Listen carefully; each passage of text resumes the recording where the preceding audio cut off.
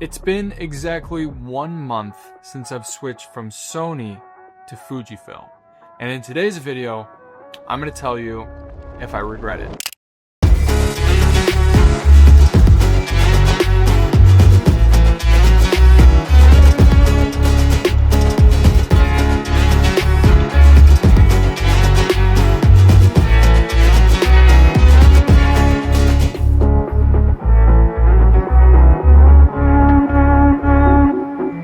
What is going on, everybody? Welcome back to a brand new video. If you guys are new here, my name's Chris. And before we get into talking about Fuji versus Sony, I think we need to rewind the clocks back, and I need to share a little bit about myself for you to be able to understand why I switched from Sony to Fujifilm. In particular, I sold my Sony A6700 for the Fujifilm XS20. But there's a long line of cameras that got me to this point, and kind of the reason why I completely switched. So if you are new here, I am just a creative. I love photography. I really love photography.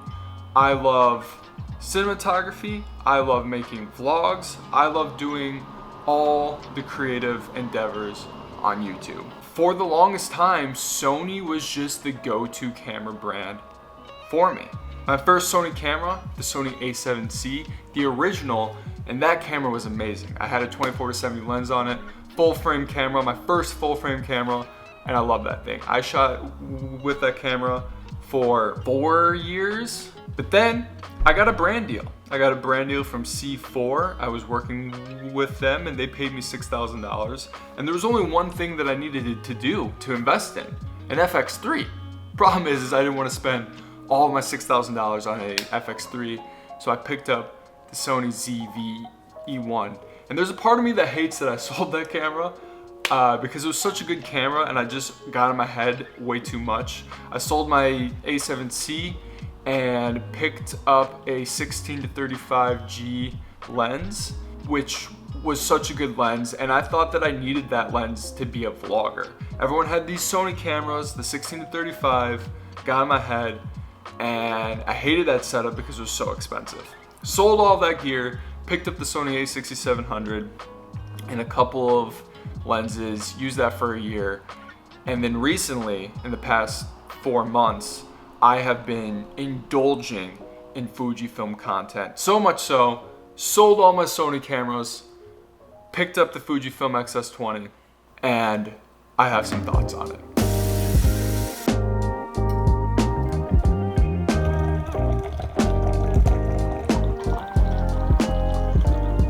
I've been trying to make more coffee at home just because I feel like coffee prices are so expensive. I go and get me and my fiance a latte on a Saturday and I'm spending $20, which I think is absurd. And also, I thought French press would be so much easier to make. It's not. I don't know. It's like, I haven't made a good one yet. This is like a 7 out of 10. So why switch all of my camera gear to Fujifilm? And it's kind of a loaded and complicated question. Number one, there's something about Fujifilm that just screams character. Whenever you look at a photo that's taken with Fujifilm, there's character. Whenever you see a video taken with the Fujifilm camera, there's a little bit of extra character to it. And I know that I can make my Sony photos and videos look like they have character. But there's something about getting it straight from the camera that just makes the whole process so much easier. And I thought, like most of you are probably thinking, Chris, that's stupid. You can do anything with a raw file for a photo. You could make your video look any way that you want it to. And I was on that boat too, until I shot with the Fujifilm GFX100S2. That's a $6,000 camera. And the ability to push and pull colors with that camera was insane. Granted, that was a 100 megapixel camera, shot crazy video specs, but it just got me falling in love with the character. And I couldn't stop thinking about it. And that is why in the back of my head I was like, I need to sell my Sony gear and switch to Fujifilm. Now, I chose the XS20 specifically because it has a flip out screen, 6.2 open gate, you have all the Fujifilm film simulations, and it's 26.1 megapixels. All of that checks off the content creator, photography boxes that I need. But there's a problem, and it's kind of a big problem. Fall is in full effect here in Milwaukee. It feels absolutely amazing. It's actually a little bit too chilly, but I'm enjoying it.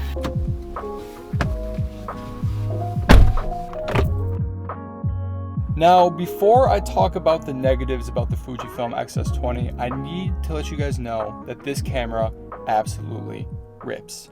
My photos and videos are finally looking the way that I always want them to look. The video capabilities in this camera are on par with a lot of higher end cameras. I would even say that I like this camera, the way it looks, more than an FX3, than my ZVE1, than my A6700. And this camera is so much cheaper. You can pick it up used for about $1,000. And the photo capabilities of this camera are absolutely insane. I thought I would use the Fujifilm's film simulations more. I don't. I shoot everything in RAW, and the photos look so good. If you want your photos to look like mine, my presets are down below. Now, I took pre-workout. I am ready to go lift some weights. So let's go lift some weights.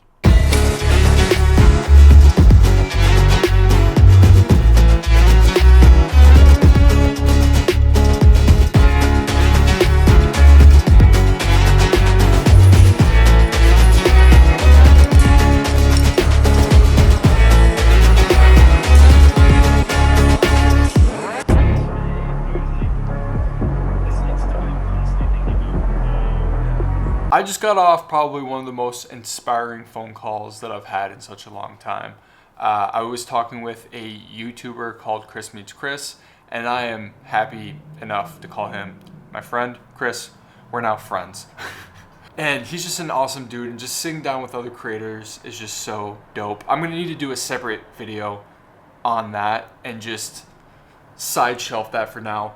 Let's get into the 3 things that I don't like about my Fujifilm XS20 and why I can't recommend this camera to everyone. Number 1, the biggest thing, and I knew this when I got this camera, but I was like, it can't be that bad, but it is that bad. The overheating.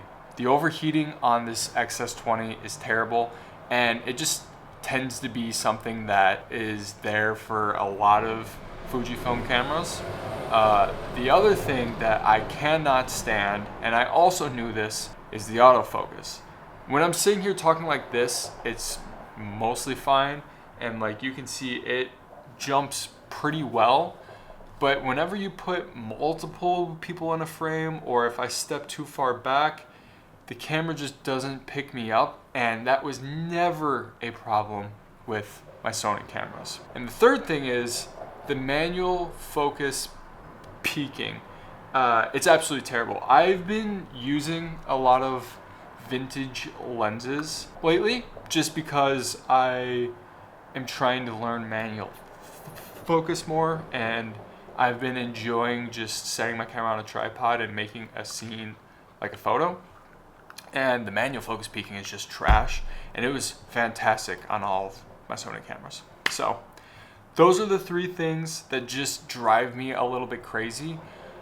But also, those 3 things create friction. And if you remember earlier, I kind of love friction. I love when things, where it takes me a little bit more time and a little bit more effort to create something that I'm proud of. And that's kind of one of the other main reasons why I switched from Sony to Fuji, is because I knew that there'd be a little bit more friction with this camera. And for having something that works so well, it can sometimes feel uninspiring. And with this camera, I know that I just need to work just a little bit harder to get it the way that I want it to. And that, weirdly enough, crazy enough, Chris, you sound stupid. I know. It inspires me and I enjoy it, which is why I love this camera. Now, luckily for me, I'm also partnered with one of the coolest camera brands in the United States, Impulse, and they feed me cameras all the time. So if I don't like this camera, I can just go and sell it to them, which I may or may not be doing. Stay tuned. Anyways, that is the video. Do I regret it? No. No. I used Sony for so long. It's a breath of fresh air to use something new. And I cannot suggest you to do it unless you like friction and you want a little bit of a challenge. So that is the video. I hope you guys enjoyed it. And if you made it all the way to the end, you're an OG. Hit that like button. Comment, Chris, you're crazy. Or whatever you want. And I'll see you guys in the next video. Peace.